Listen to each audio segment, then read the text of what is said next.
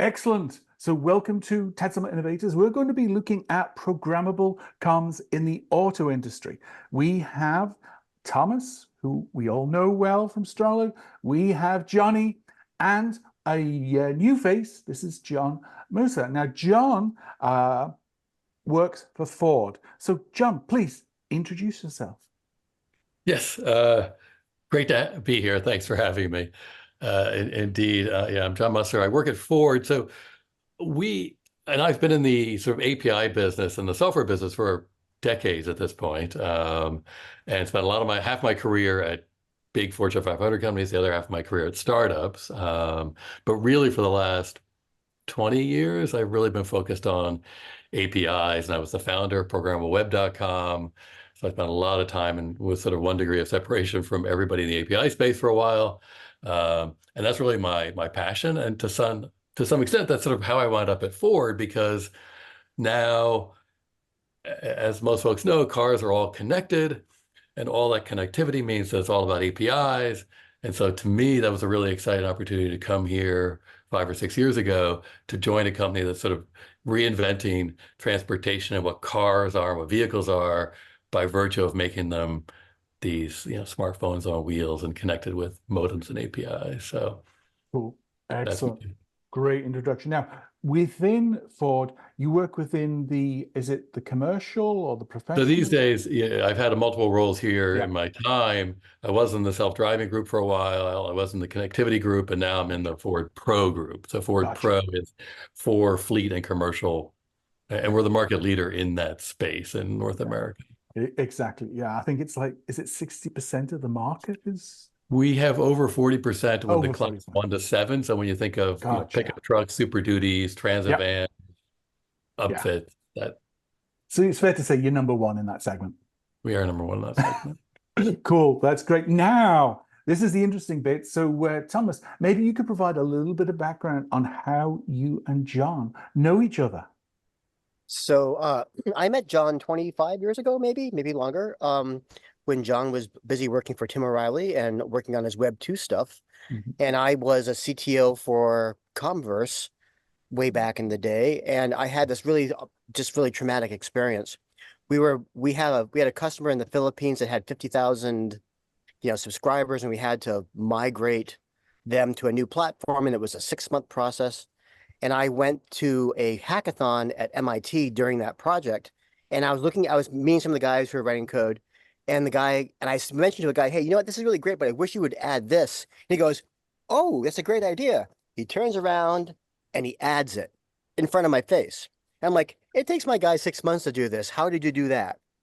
And it was such like a bomb went off in my head, like, oh God, this is not good. I put down VoIP for a bit to start working on APIs.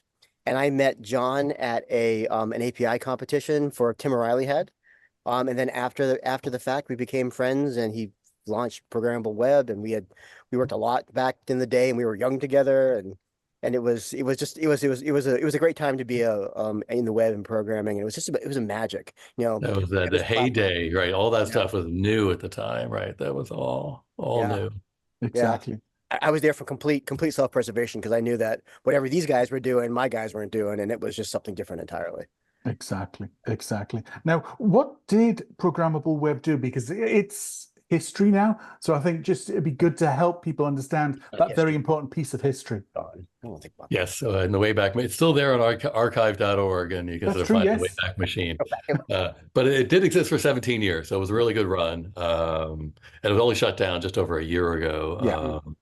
And it was effectively the de facto API directory or API catalog on the web. So it was the rise of RESTful APIs and web APIs starting in 2005. We were kind of the first, and we had a catalog of, when I first did it on my kitchen table, it was 40 APIs, and that was the original list, right? But it happened to be at the right place at the right time. Exactly. And then it became this go-to place for developers who wanted to learn about APIs, and we became effectively initially a media property, right? Because people wanted to reach the developers. So people were building these new tools like API gateways, like Mashery and Apogee, and those folks were telecom companies who were opening up APIs. This is where the intersection where they would meet, right? And so we we had a news source and data. And so these days, whenever you see data around the growth of APIs, a lot of that charts and so on had originally come from Programmable Web. And then it got acquired by Alcatel-Lucent, speaking of telco space, because they, again, APIs became so important in that market. And then a few years later got reacquired by MuleSoft, which then became part of Salesforce. And David Berlin and crew did a great job of running Programmable Web under that umbrella, until, again, 18 months ago or so, when it got retired. Oh yeah, I know. It's nothing lasts forever. I think, when it was taking off, it was the go-to directory. It was just list after list after list. You could search under, it wasn't just telecom related. It was across the web. So any platform that you wanted to expose capabilities, it was there. And it would then link to the dev resources. And as you say, for all those analysts, the resource they were using, and not that often citing, I would like to point out, was Programmable Web. So no, it was a key. I think we all remember that. Now, from what I remember, you were working with John on Programmable Web, or was it just like helping out? Or yeah, well, we did some work together for sure. And so, as John said, it was at the very beginning of it. There's only he started with 40. I was busy trying to, use them, learn them, and talk about them. So it was peak of my blogging. Yep. So that really intersected well, and it was a real nice hand in glove, because as a guy who was trying to get out there, really understand it, and and like push the idea, Programmable Web couldn't have been a better resource and better place to point to. It was incredible. Exactly. And then jointly we would go, I don't know if you remember, a couple of times we would jointly go to speak to other folks who were trying to learn about this space. So for example, we did work with the World Bank and a sub-organization called CGAP, which was a consultative group to assist the poor. And they were looking at how could APIs, and particularly, and Tom, that's why you were there, right? Because it was how could, in developing countries, sub-Saharan Africa, places in Asia, where could they leverage the fact that everybody, even if they didn't have a bank account, for financial inclusions and to assist the poor, everybody has a mobile phone. So how can you use these telephony APIs and so on, this backbone, to help foster innovation in those places? So we've met with the World Bank and others to help move that ball along. And that Bill and Melinda Gates they were funding it. Bill and Melinda Gates. Right. Yeah. And they had it's the rice farmers in India. They had another one where they're trying to price it to the market, and they were using messaging to price to the market in the fields. And it was really, the resource constrainedness of that part of the world made it super interesting for the problems to solve. And it was really good purpose stuff. So wow, that's impressive. Because at TADHack, which is a hackathon focused on programmable comms, to this day, we're still building hacks using messaging and voice. So for example, in Nigeria, the farmers tend to be more in the north, and there's a long windy road to get down to the capital, and there's a lot of waste. It's over 50% of the food that's transported down is waste, because they send it at the wrong time, or the price by the time they get there is awful. So we've had hacks created where you can basically, find the pricing, discover the pricing, either messaging or voice, because not everybody can read. So it's, again, important to have that sort of voice capability. I forgot about that part too. Yeah, I know. And then we had last year we had a really cool hack on local environmental monitoring. So again, using just very simple, cheap IoT resources, so that across the city you can monitor the air, so air monitoring. And it's very much, grassroots. It's enabling people to do it, because you can't rely on government or anything like that, because there's a lot of pollution. And it enables you to monitor and document and have multiple people demonstrating the impact of poor air quality in a city. I think we forget how difficult business development was before the API. Before the API, to integrate two pieces of technology together was a big process, and there's contracts, and you get approvals, and it was a big deal. Yeah, and so all these are examples of how APIs really lowered the bar on implementations and integrations Yeah. and making these things available. Like you couldn't have done that project that for these, these groups if it cost $1 billion to do. There's just not the budget for it. Exactly. Yeah, and it has to be often homegrown because, for example, there are many tools for monitoring your crops. The problem is the price of getting that tool used for a farmer. Having a local group develop it, own it, manage it, and implement it. And it's not just, in Africa, for example, in Colombia. That's another location that we run TADHacks in. They were just showing the price difference between here are some of the commercially available crop monitoring tools and using this cheap and cheerful locally built solution. It's like, almost like 100th, which is at the price point that the farmer can afford. So they can do this, the survey and then produce the results in an easy to consume form at a price point that they can pay. So yeah, I think the work you did there all the way back then on World Bank is still very relevant today, and we're seeing people solve that. So one of the things I thought would be interesting to do is to have a discussion around vCon. So Thomas, maybe you can share a little on what you've been doing with vCon, and you'll see, as we're discussing, John, its relevance to all of the conversations that you're having with all your car owners. Yeah, for sure. So just as a quick intro for people who are in the automotive market who are going to see this, a vCon is a file format. It's a document standard like Word or Excel, but it contains a conversation. And by a conversation, I mean a recording of a conversation, either a WAV file or audio, video, or email, or whatever it happens to be. And it's designed to identify who's in the conversation and to add in other information so a robot can know what it's talking about. Yeah. And you can lock it down and encrypt it and sign it so you know it's real, so it solves a deep fake problem. And so what we're seeing is one of the biggest problems in the automotive market. And so John and I are in different parts of the automotive market. It's a very, very large place. But in our part of the automotive market, on the franchise part, we have a lot of dealerships with a lot of conversations, and it's really difficult to understand what's happening in general. So if you're a dealer group and you've got 150 stores, you have 150 points to manage, and that's difficult. The vCons allow you to take the conversations that these people are having with their customers for governance, for insight, for understanding, what's happening. And one of my favorite cross automotive use cases is the enterprise visibility problem. So I'm a dealership, I'm having a conversation with the customer, and the customer goes, I loved it when you had a stick shift. And so, as I do it, I missed the stick shift. And so this is an insight to the customer, a real life customer comment about a product that's in the market. And the vCon can capture that safely, redact it appropriately, and then give it to the program manager or the product manager so he knows what the customers are saying in real time. Now, if you're on top of an enterprise, you don't know what your customers are saying. You have to pay a lot of money to figure out what your customers are saying. But with a vCon, it's almost automatic because it's just a software object that is safe to use.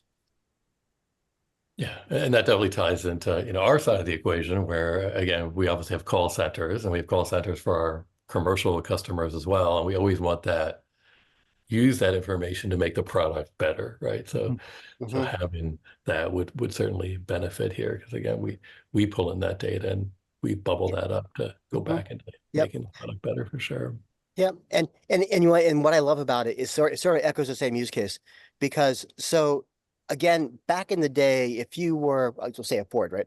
If you were Ford before APIs, you had the staff and budget and time to establish supplier relationships and establish reseller relationships. You could do that. But if you were a small little company, good luck.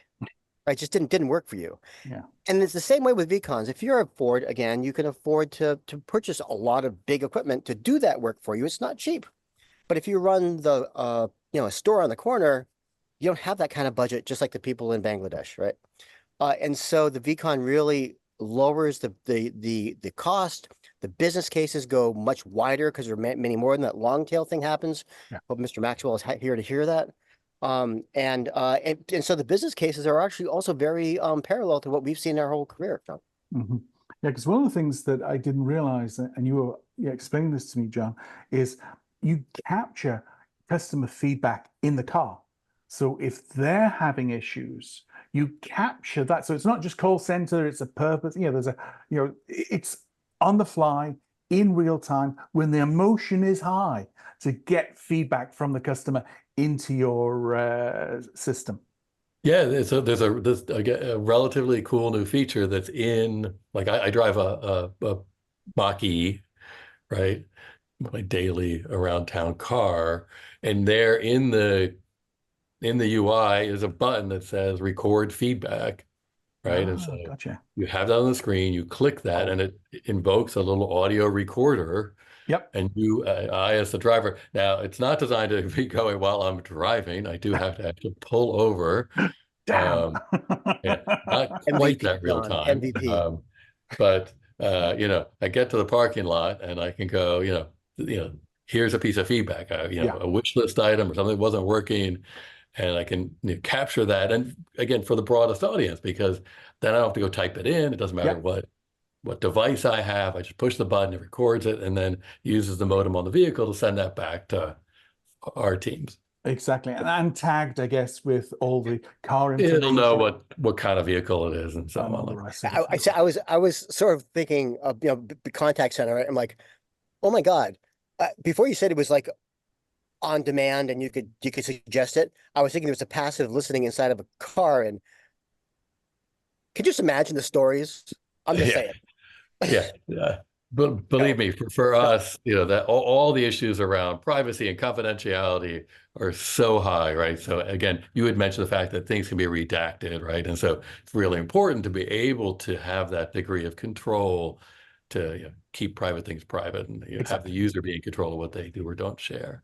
Exactly, because Ford's a large organization, so there will mostly, even within Ford, there'll be restrictions around within what groups can be shared. Maybe as soon as that gets into the system, the name has to be removed. Of course, the car information will be there, but it's if the owner information is perhaps said during the recording, might need to redact it there. Right, and things can happen on vehicle too, right? So again, there's all, just like on your phone, where this week Apple was emphasizing, we do all this stuff on device. Same kind of thing happens more and more in the car, right? Because it's got that computing device. You can make more and more of those decisions on vehicle, and either strip it out, don't send it, whatever, do the processing locally. So those same degrees of maintaining, privacy. Yes. Yeah. And compliance. And there's so many regulations. And those regulations vary by country. So it's and of course it's where the conversation is recorded. So it's on the car, and it could be that the car's in Germany at that point, and then the regulations change quite dramatically. as they do. Cool, excellent. No, it was just one of those where, from our conversation, I was quite interested in that particular use case, but I'm sure there are many other use cases where you're capturing customer feedback. Could be from the website, could be from email conversations. There's just so many conversations that people are having around the relationship and questions that they have with their car. Because I always maintain it's your second largest purchase you'll ever make. Home is first, your car is second. So it's one where there's a lot of emotional investment in there. Now, looking forward, what are some of the, I know you have to be careful, you can't release, anything confidential, but what are some of the things you're thinking about around, conversations or communications, with cars, with people within the cars? It's just looking at this, trends going forward. Well, as well, I can say one of the big priorities for, if you think about our part of Ford and Ford Pro. Yeah. So with fleet owners, and fleet can be Bob's Plumbing, or it can be huge 100,000 vehicle rental agencies, or large logistics and shipping companies and retailers. They for communication, what really matters to them is what we sometimes call uptime, but not uptime like the system is up, but the vehicle's up, the vehicle up and running. So in the Gotcha. vehicle space, uptime can mean, is my vehicle off the road in the shop? Or is it actually doing its job, helping me run my business and earn money and keep my employees out and doing what we need Yeah. to do? Right? So super important. And so now, because of the glue of connectivity and APIs and the platforms, there's greater opportunity to maximize that uptime, if you will. And you can imagine how much that matters to a fleet, right? Yeah. We've seen numbers in, $700 a day if their vehicle's off the road or whatever it is. You're definitely going to lose money and opportunity.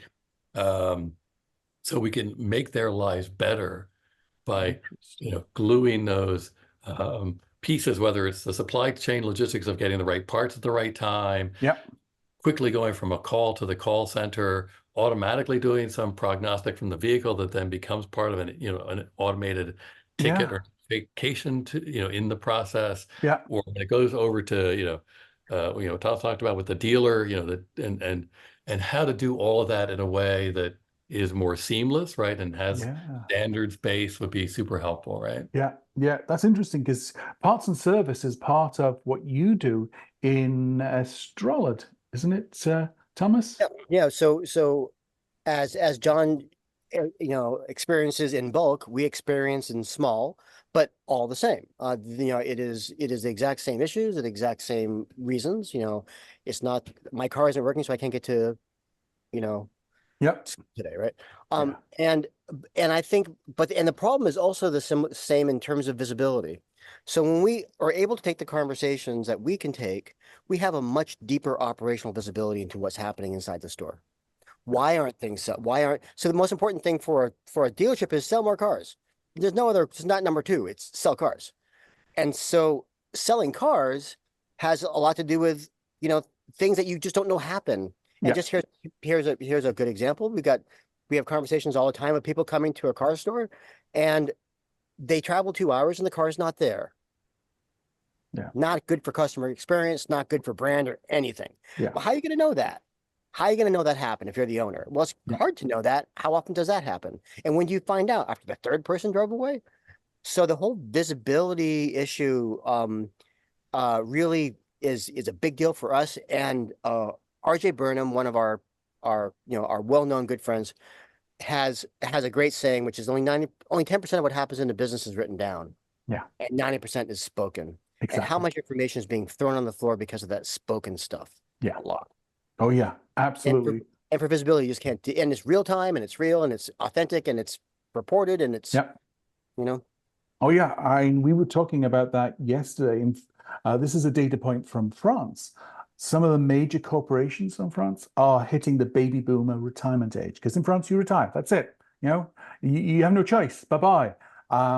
And particular corporations are seeing a 30,000 year deficit in employee skills. They've got all these boomers that have all this knowledge and experience. As you say, it's all contained in the conversations. It's not in particular forms. And a lot of it is critical operational technology or operational knowledge and trying to ingest that into, and we were referring to it on yesterday's podcast. It was Papa in a box. So Vinny, the founder CEO of Strolid, his dad, as you can imagine, 50 plus years of experience in automotive sales.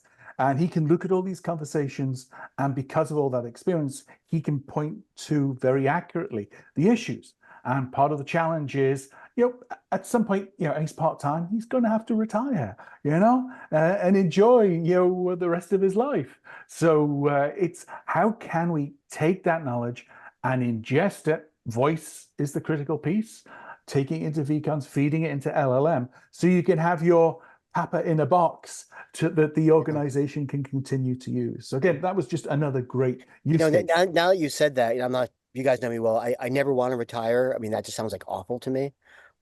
So I now know that I should speak less. Because don't give it away. That's it. Don't give it away. Okay, we're done. Yes. Thanks, guys. It was nice talking to you, but I'm done. Yeah. You're not the retiring type, I can Oh tell. God, no. I am not the retiring type. Cool. Johnny, you've been quiet. Anything you would like to add? Look, I've been absorbing it. First, I want to ask one question. When you guys were young and hanging out, who was the designated driver? Because I can't figure out which one of you two guys would be that responsible to drive home. They have Ubers, do they not? Was Ubers when you guys were young? Because you guys look like you Taxi. didn't have Ubers. Taxi. No, there wasn't. No, it was. What did we do? I think it was like just like a crawl from hotel to hotel. You know, we were mostly on the trade show secret. So like the, you know, so Yeah. like the bar was in the basement. Our it's easy.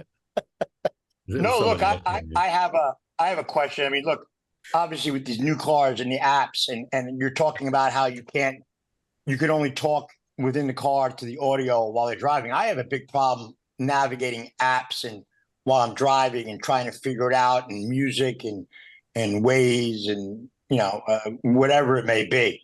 The distracted driving aspect of it with truckers, obviously, there's a big problem with truckers falling asleep and stuff like that. What are some of the things that you guys do? Just as my own curiosity, John, what are some of the things that you guys do that from a safety standpoint with a distracted driving, which I'm distracted all the time when I drive. So I'm myself, this new car, and I lose my mind with all the apps and this and that. I'm looking at the screen. I'm trying to look at the car. What are some of the things? Is that something that's it's got to be very important to you guys? No.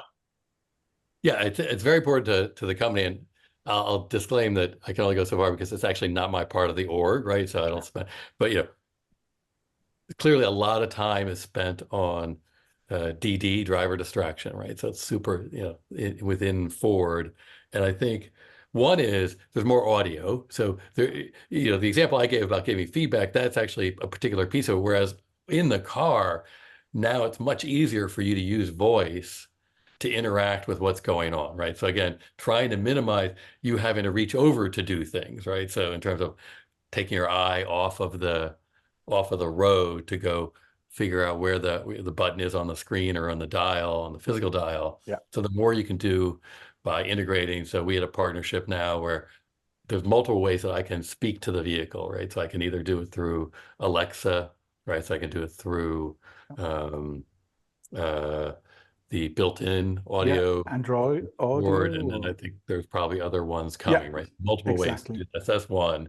Yeah. The other is, and again, you look at a large percentage of drives will use CarPlay, right? So there's a familiar way, again, big icons and I think the last part is trying to find the right balance between having all digital versus all analog in the car, right? There's this tension that exists and is just clearly in the news a lot these days, and I think even the EU regulators are getting involved and trying to figure out what's the right balance between analog controls that you can dial, you can turn, and so on, versus having just a screen, right? So I think that's just an ongoing piece of the in-car experience for whether it's again for a commercial driver or just a regular you or I on the road, right? Yeah, in fact, we had a podcast we did about a month and a half ago with Vladimir, who works for Panasonic Automotive, and he was sharing exactly how they try to enable multiple agents, so Alexa and some of the others,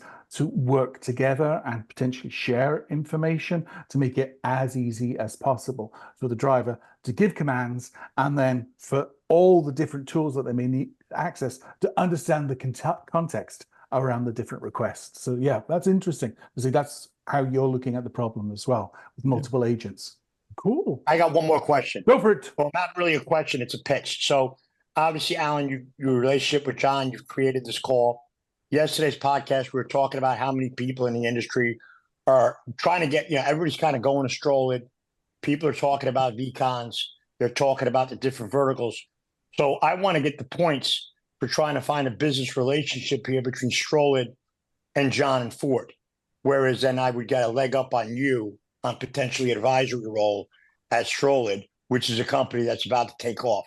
So John and Thomas, how do you see your two companies working together? And do you see a synergy based on your relationships?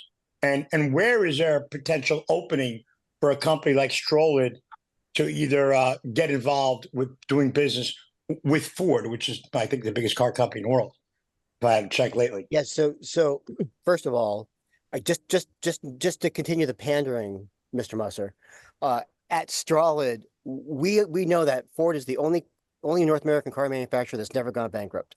It is the blue chippiest of blue chip automotive places anywhere in the world. It's not even just North America. Okay, so we feel that way. So that's the pandering. Yeah. So for Strolid goes and companies like Ford, the real issue is that their customers are saying things that aren't being recorded, protected, and leveraged for the benefit of the customer, for the benefit of the company, and just a generalized problem. And sometimes companies like Ford have a big problem because they have a big company. A lot of people saying a lot of things around the world, a lot of languages. It's really hard to get all that stuff in one place.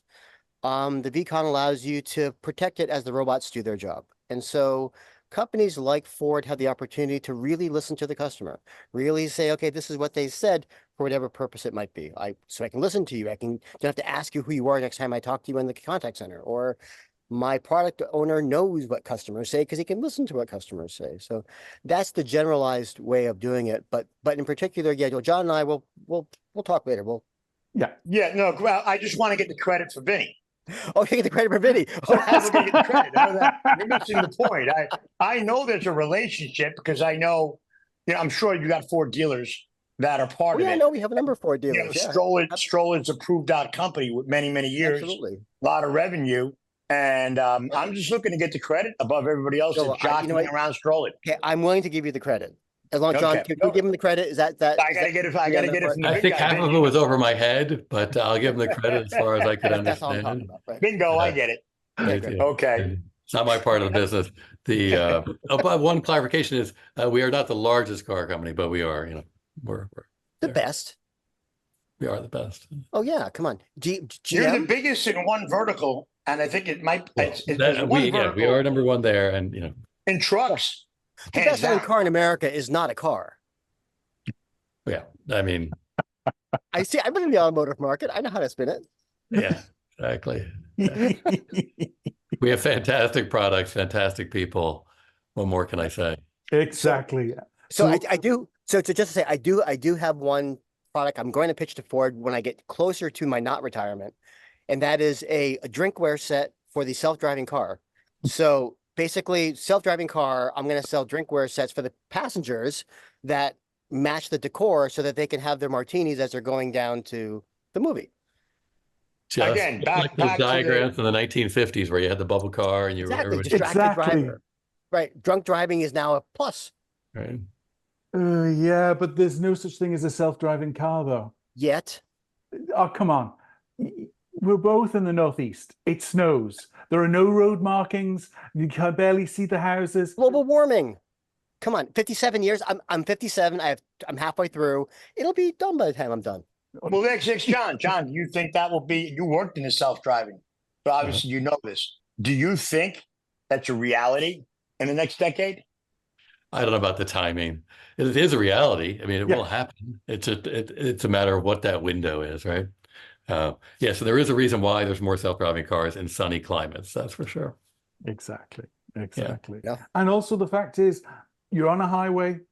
There's an accident. The cop says you have to turn around and drive back down that way. That's not self-driving. Going the wrong way down a highway because you've been instructed by the police, and he says, and exit at the entrance. And just to close the circle with that, New Hampshire, a very cold state, is also the biggest beer drinking state in the union.